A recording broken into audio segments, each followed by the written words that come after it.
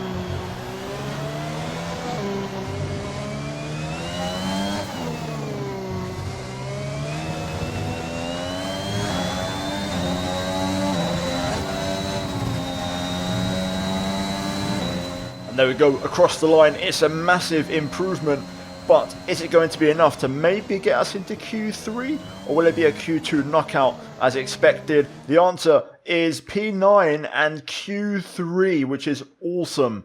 A really strong lap, a 1:33.6. I was very happy with that one, to be honest with you. There was a bit more time in it. I feel like a 0.5 or a 0.4 could be possible. But into Q3 we go. Very happy about that.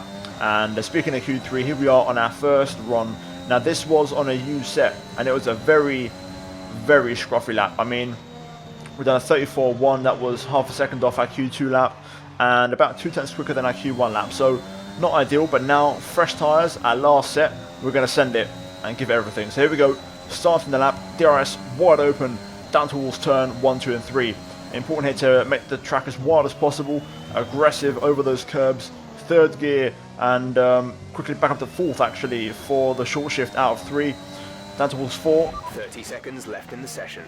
I missed my apex a little bit there. I just didn't quite get the car rotated enough, and I just missed the real point of the corner, so I lost a little bit of time, but still 10th and a half up, and about a 10th down on Lando Norris right now as we get a bit sideways and crossed up into turn 7, I believe. And just those last 2 corners, just a bit scruffy, losing a bit of time there, and I think I threw away about a 10th and a half, 2/10, not taking the optimal line into turn number 10, I believe. Long left, and then really open up the right, nice and aggressive there, getting that rotation with the braking and trail braking. Into the hairpin we go, second gear, try and get late apex, quickly short shifting out of there to really maximise the traction, again making the track as wide as possible. Heavy brake zone, turn 14, down to third gear, and we just run it in a bit. Oh, we brushed the wall, we have slight contact, but again, shades of Q2 on our first run. We just pushed the car a bit too much on this lap, and we've made some errors, and it just hasn't been the one. We brushed the wall again there, and that corner again, not quite getting close to the wall like in Q2. And just in general, it's been a bit of a scruffy lap here as we make our way through the final part of the Mickey Mouse section there. Now the final 2 corners, across the line we go, we spin the car, not ideal.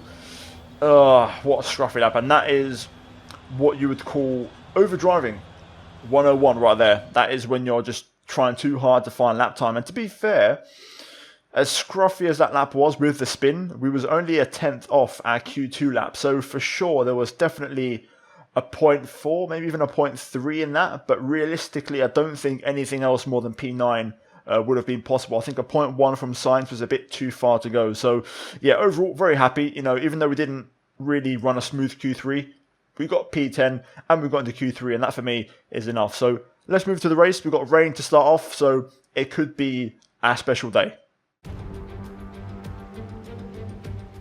Against the spectacular backdrop of the Singapore skyline, Formula One returns once again to do battle in what tends to become something of an endurance race, with the notorious sauna-like temperatures in the cockpit making for an extremely physically challenging Grand Prix. We have a high risk of a safety car here today, as the abundance of tight corners mixed with these wet conditions could put a few cars off into the barriers. 23 turns then, 13 to the left and 10 to the right, make up the 3.1 mile lap of Marina Bay.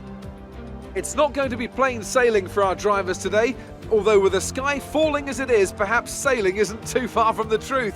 Anthony Davidson, could be a wet one today. Great to have you with us. What are your thoughts? It is a touch damp, isn't it? Well, as a driver, there are 3 big things to worry about when racing in these kind of conditions: standing water, tyre temperature and visibility. Judging distance to the cars around you is really tricky when you're driving through the vast amounts of spray that these wet weather Pirelli tyres kick up. Before we begin, let's take a quick look at the grid lineup for today's race. An immense lap from Lewis Hamilton yesterday puts him on pole position, and Valtteri Bottas will line up alongside. Looking down the rest of the grid, we have Perez, Leclerc, Daniel Ricciardo and Norris, Verstappen, Gasly, Martinez and Sebastian Vettel, Fernando Alonso, Stroll, Kimi Raikkonen and Ocon, Giovinazzi, Tsunoda, Christian Lundgaard and Carlos Sainz, Russell, Latifi, Mazepin and Mick Schumacher. It's almost time for the lights to go out, so let's head down to the track and get this Grand Prix underway. Okay, here we are then in Marina Bay, Singapore, and it's raining as we saw at the start of the episode. Intermediate tyres are on the car. Now, the strategy for this race and the weather forecast is as follows. Rain for the first quarter of the race by the looks of it, more or less. Fuel-wise, I'm going to go -1 lap. So we're going to go quite aggressive with the underfueling to see if we can try and be competitive in this first part of the race.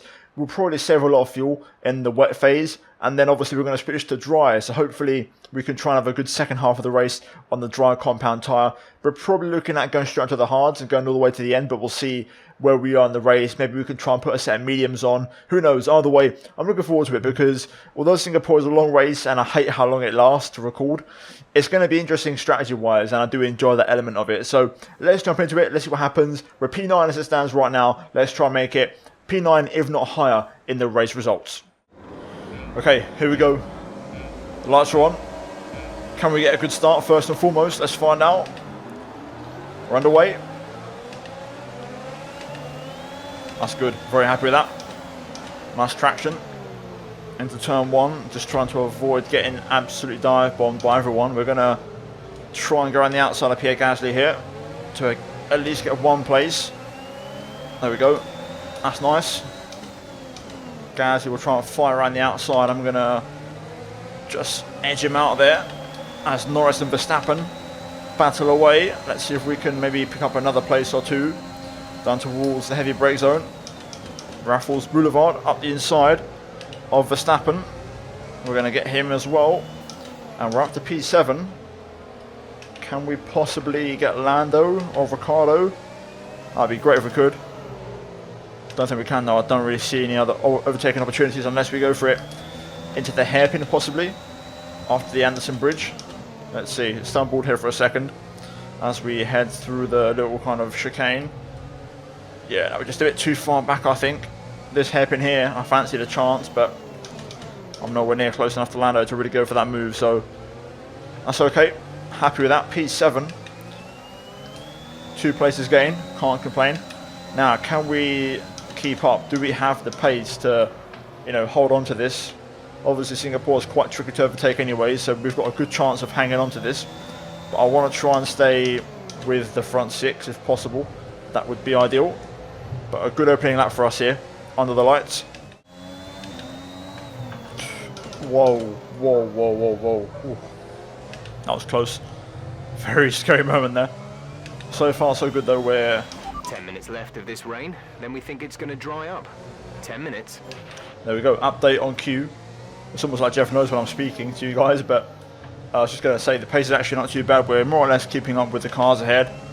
Just dropping off a little bit, but in general I'm not really under any pressure from the cars behind either. So we are just doing our thing. I'd love to just close the gap to within a second to Nando, but I'm just lacking a bit of pace at this stage of the race. Now this was a bit more of a better lap. We've actually pulled away from Verstappen a little bit. On for a personal best, and we've closed up to Lando slightly. That's more on the money, more on the pace, 6/10 quicker. Starting to put some pressure on Lando now. As I say that, still having a few issues with rear end traction, but in general, the car is starting to find a bit of a sweet spot. I do wonder if the tracks are starting to dry, hence the pace improvement, but I also just feel like I'm hitting a bit more of a zone now with the car around here, which is important. Oh no, my ERS just turned itself on without me doing anything. I've seen this glitch before. This isn't ideal. It's going to really make me struggle in terms of getting the traction down. Okay, I can finally turn my ERS off, but I lost a lot of time there. Not ideal having ERS stuck on, because you just have to be so careful, especially in the wet with traction. So we need to try and catch Lando back up now and make up all that progress again. We've got a yellow. One of the Haas cars are out. Mick Schumacher. I don't think we're getting a safety car or a virtual though from that. Personal best. Back on the pace. Rear tyres are starting to go though. I've got like twice the wear on the rears than I do on the fronts. I'm being very rear end heavy on the car right now, but it's working. We're showing good pace. Rear tyres are pretty knackered right now. 45 on the right rear, whereas on the front we've got 27 on the front left, for example. So there's quite a bit of an imbalance, and I can really feel it in the driving. The rears are getting very hard to keep under control. But we're getting really close to Lando now. The only issue is he's very strong on traction pretty much everywhere. Dry tyres aren't very far away right now. I think we're a bit too far out to go mediums to the finish as we set a purple sector 1. If we went to dries, we'd have to go for the hard tire and just go to the end. But I'm starting to go faster and faster now. The track is drying. Ooh, I'm very close through here. Yellow up ahead. Is that a Mercedes slowing down? Yes, it is. Yellow flag. That's huge. My issue is, I was getting close to line up Lando for the overtake here. I don't think I can pass him because of that yellow flag. Which Mercedes is it? Let's find out. If it's Hamilton, no, it's Bottas, the championship leader. Valtteri Bottas out of the race. And look at this now, we're right on the back of Lando here. The tyre situation is an interesting one, but I think the right call is to stick with what we've got right now. Oh, we're all over the back of Norris. Flag. Okay, some information on Bottas. They are out of the race. There's confirmation of the retirement. But let's focus on Lando here. I'm trying to put him in some pressure, try and force him into a mistake. But Lando isn't folding right now. Lando getting slightly out of shape there. He just gets so much traction, man. I can't match it. I really have zero rear end confidence right now in my tyres. But let's keep the pressure on. We can try this one again. We're a lot quicker in the first 3 corners. I can definitely put Lando under some pressure. That's the key word here. And then we've got Ricciardo putting Perez under pressure up ahead as well. But you can see I just can't get the traction, man. I'm short shifting. I'm, being very, very cautious with the throttle, but I just can't get enough traction, and I don't have enough straight line speed here to really challenge Lando Norris. I'm gonna close in a lot. You can see on the straight how close we get, but not quite close enough. But maybe through here, if I can get the drive. Oh no, I can't. That's what I mean. Tyre indicators come on the bottom right as well. I'm starting to really knacker out these tyres. Ooh, everyone's pitting. Okay, I'm going to go for it. Must be time for dries. A new strategy is available on the MFD. Got that confirmed? I don't want that. Oh no, why's my MFD glitched out? No, let me choose tyres. Why don't let me choose tyres? I want to choose tyres, man. Oh no, it's broken. I don't want mediums, I want the hards, man. Oh, my camera's glitched out and everything. Come on. Where's my tyres at? Oh my god, let me flash back a minute. Why can't I pick my tyres? Hang on a minute. Why can't I pick my tyres? There we go. Right, I want the hards. Oof, that was scary. Hard tyres, please, please. The game almost just put me on a suicide strategy there, just 2 medium stints. There's no point. Hard tyre, lovely stuff. Let's go. Come on. Go, go, go. Nice, we didn't get held. Crucial stuff. We're just behind Ricciardo and Perez. Let's try and stick with them. Pit strategy complete. See these tyres through to the end now. There is not a lot of grip, but DRS is enabled. Christian is in the pits. Christian in the pits. Track is still very, very wet, but apparently it's time for dries, so we move. The AI are usually pretty ridiculous at this phase of the race in terms of pace. But still, let's try and undercut Lando Norris. My god, the track just gripped up all of a sudden, right through that corner. Literally, the grip has just changed. Must have been because of the dry patch under the bridge. Ricciardo runs wide at the final corner though. Oh my god, can we get Ricciardo here? That was a big snap. Ricciardo has DRS. We need to take this opportunity though. Around the outside of Ricciardo. And we've got Norris leaving the pit exit right now. We're 3 wide with both McLarens.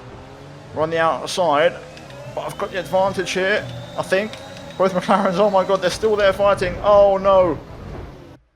Man, I don't believe it. It's going to be damage. We're going to hit the wall, but I'm watching it back now because... Oh, that's frustrating. I'm so annoyed. Oh no, we had it, man. It was all done. We had it, but you guys can be the judge of this. Let's have a little watch.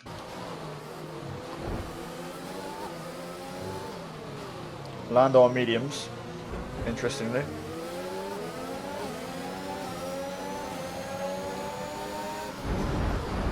Oh, that's a painful one, man. I really think Ricciardo should be backing out of this, realistically. I mean, you know, you back out of that. Do you know what I mean? I do kind of move across a little bit, but in general, I mean, Ricciardo's not really he's not really alongside me or alongside Lando. Realistically, it should be me and Lando taking that corner. You can see I'm actually going to get wing damage from this if we just skip ahead a little bit. There, right there. There goes the left front end plate. So, yeah. And I think we're about to hit the wall. So, here we go. Can I get out? Can I keep it out of the wall? Yes, I can. But we're in trouble now with damage. Away we go. P7. But we're going to have to pit again. Both McLarens left behind. Okay, clear. I guess we may as well go for mediums now and try and get them to the end. That's what we can do, really. Check your MFD for a new strategy option. Okay, copy that. Yeah, we're going to box this lap for a fresh front wing and mediums. I can't believe it, but I actually think both McLarens are damageless somehow. They're both catching me at a rate of knots. Somehow I was the only one to get damage out of that, which is insane. But we're going to have to box. Okay, we can take you this lap. Taking the front wing, we don't have the pace. But I can't believe I'm the only one to get damage out of that. That is unbelievable. Well, Ricciardo's pitting in fairness. But he was catching me, so the damage must be very, very, very minor for him. Let's hope we can stay ahead of him. We're going to drop down like a stone. We're going to drop to the low, low positions here. I don't think points is going to be possible in this race. Front wing change as well. It's going to be a tough one, man. Come on, team, faster. Go, go, go. You'll be racing on the exit. Go, go now. So we're ahead of Ricciardo. We're going to be at the back with Ricciardo as we rejoin behind Russell. Now, the only hope realistically is that we can get these to the end and that everyone else in mediums has to stop again like I was originally suggested with the strategy change, but I'm not holding a lot of faith. Mazepin somehow sets the fastest lap. Anyway, let's see if we can find something out of this. The grip is absolutely majestic, but oh, that's painful, man. Let me know in the comments down below. Was that my fault? I paused it because I thought I was going to go straight into the wall, so I had to look at the replay straight away before anything happened to see whose fault that was, but I just feel like Ricciardo should have backed out of that one realistically, but that's where the AI lack a little bit of intelligence compared to actual people racing. So we're tucked in behind George Russell on a personal best right now. Let's see if we can clear the Williams ASAP and make some more progress. I am really holding faith that cars are going to two-stop in this race. That's our only way back. And by two-stop I mean just stop for another set of dryers as we get a bit of understeer there. I'm going to commit to this move though anyways. On Russell, on the inside of turn 1. There we go, we're through. I'm on 2 warnings now though, so I've got to be careful. I don't want to get a penalty. Back to back personal bests. This one is going to be a little bit quicker than the last one. Trying to keep it within track limits there as we set a 36.4. Not bad pace at all. We're catching the cars ahead. Not by much, but we're catching as Ricciardo finally gets past Russell, but he's now 3.5 up behind us. Let's see if we can get past Nicky Latifi. Into the hairpin. We're going to try and line him up for the pass out of it. Never mind. Traction was absolutely terrible. AI are very good out there. Just hooking up the rear tyres. I don't really want to get stuck behind Latifi here in this final sector, but I don't think I have a choice, unfortunately, so we're just going to have to accept it and just follow him for now. Giovinazzi 7.9 up the road. We are catching him and the cars around. I think I'm at a point now where if everyone ahead of us does stop again, we're going to be in the points, and then it's about holding it, to be honest. But we still need to keep pushing to recover time because the front wing change cost us a lot of time. Taking it a lot easier there for the final corner. Here we go, on Latifi into turn 1. Up the inside. A little bit wide there, but we get it just about slowed down and we're kept within track limits. P16 for us, let's keep going. Here we go, cars are pitting. We've got our 2 stoppers as we almost cut that corner there. This could be it. This is a crucial phase in the race. Christian is coming in for his stop. Our tyres are going to be in big trouble at the end, but you know what? The only way back in this race is if we go to the end. There we go, we're back into P11. And there should be a few more cars yet to pit. So we will move back into the points this race after that incident. And here we are, more cars in the pits. How many more places are we going to get? Looks like it's going to be 2. Lando has pit and rejoined already ahead of us, which is a bit of a shame. So P9 for us. If we can finish here, I'll be very happy with that. I'm in the points right now and we are catching Stroll, but I'm just doing my own race. Essentially, I'm planning for when Ricciardo and Vettel try to put some pressure on, especially Vettel on the fresh mediums. So I'm just driving without using any ERS. I'm trying to charge my battery up to 100 so that I can deploy it in the final stages of the race. I've just started to use ERS again. I managed to charge up to about 60%, and I'm just kind of using it, little dips here and there, just to give me a bit of a squirt out the corners, and it's really helping. The pace is coming back up again. I'm starting to drop Ricardo, so I'm trying to see if I can catch Stroll. I want to really try and get that PA if possible, so I need to try and push now because we're running out of laps. Okay, last lap of the race, back straight, under no pressure right now. No one can really get close enough to me. Hamilton wins it, and that is massive for the championship with Bottas out of the race. Those two Mercedes drivers are going to be locked into a fight until the very death. Meanwhile though, after crashing earlier on with both McLarens and having contact, crucially we keep Ricciardo behind us the whole race, but also we're going to score points in P9, and somehow we're going to finish where we started, considering we had to do an extra stop and a front wing change. So I'll take that. Points again. We're on a nice little streak, and hopefully we can keep it going, but that is a great result for us here today. Alright, race over. Take care of the car on the way in.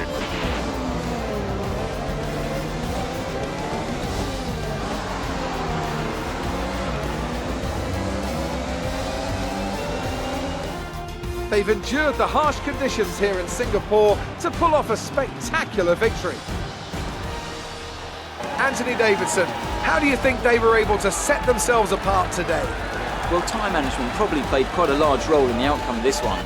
As ever, it's not just about speed, it's all about maintaining that speed consistently over a stint, over a race distance. So being able to keep up the lap times while still being smooth on the controls and gentle on the tyres, that's really where the race was won today. So after a magnificent race, we can now see the drivers making their way to the podium. Once again, it's the Silver Arrows who take top spot, a well-earned victory for Mercedes.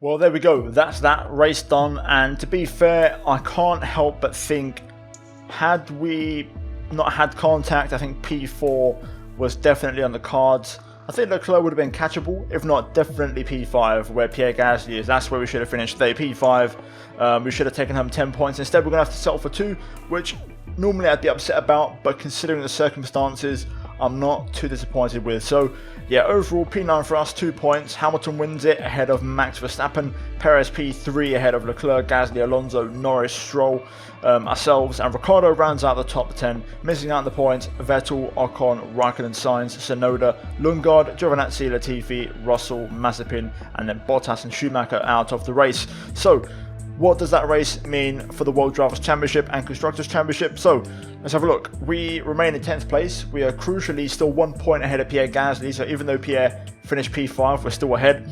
15 points behind Alonso as it stands right now. So I do believe realistically we're probably going to have to accept battling to try and hold on to P10.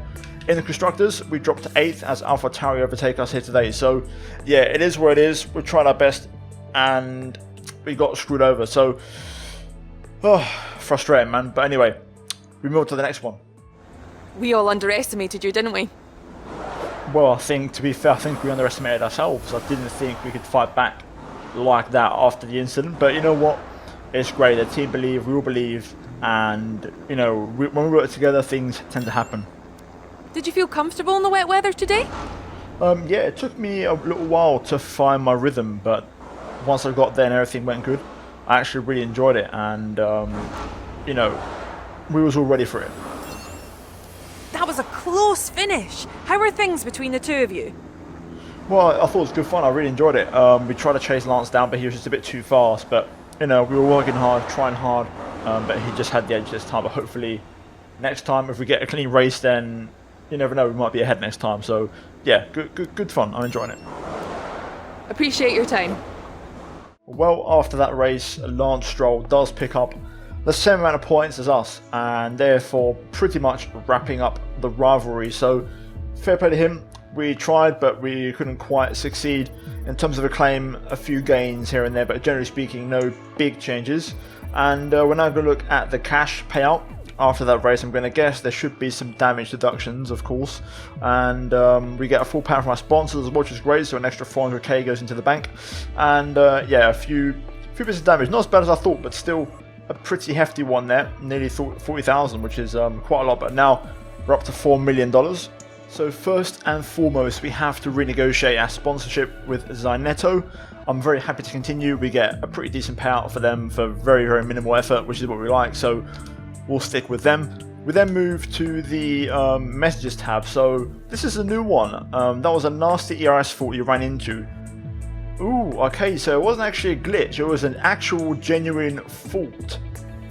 Okay, so interesting, we've received a little payout as a way to kind of fix that, which is awesome. So an extra 400 R&D points, which is really, really cool. Before we jump into that, we're going to go for a quick activity session. So we'll go for second driver external training and driver promotion filming for a claim. And I think we've got enough to squeeze on a couple upgrades now, 2,500 points. So you can see we've done quite a bit of work on the aero, so we are going to have some further options available to us. But what I want to do, I remember seeing it earlier on today, if we just quickly go through all the unlocked upgrades, I think I want to try and do a bit of work on the durability. Now I want this one right here. This is the upgrade that I want. We want to improve the control electronics. We've got 1 day left until the upgrade arrives, so I'm going to keep some points back for this one here. Having said that, we get to work on other areas of the car, and right now in terms of discounts and stuff, the cylinder head looks pretty decent. Elsewhere, the heat dispersing wheel rims, and then on the aero we're looking at no discounts right now, so I feel like it's only right that we go for discounted products. So we'll go for the engine one, and we'll also go for I would go for this one, but it might leave me with not enough points to get the control electronics, so I might actually do the cable assembly instead, and that leaves us with enough points to get the durability upgrade that we need. So let's see if we can get it. Damn it, man, that's so expensive, 1,100. I should have just not bought nothing. Wow, we're gonna have to get that next episode then. That's a real shame. I really thought it wouldn't have been that expensive, but clearly it is, so we're gonna have to take an L on that one. We'll save the points that we have. Now what I will do is I'm actually going to improve some build time. So on the chassis department, we're going to improve the build time, so 1.5 mil goes in there. Powertrain 1.5 mil again, we're going to get those both on, and that leaves us with pretty much 900k, so we'll try and spend some more in the next episode. So we've got a few things on the way, but let's move to the next race in Japan.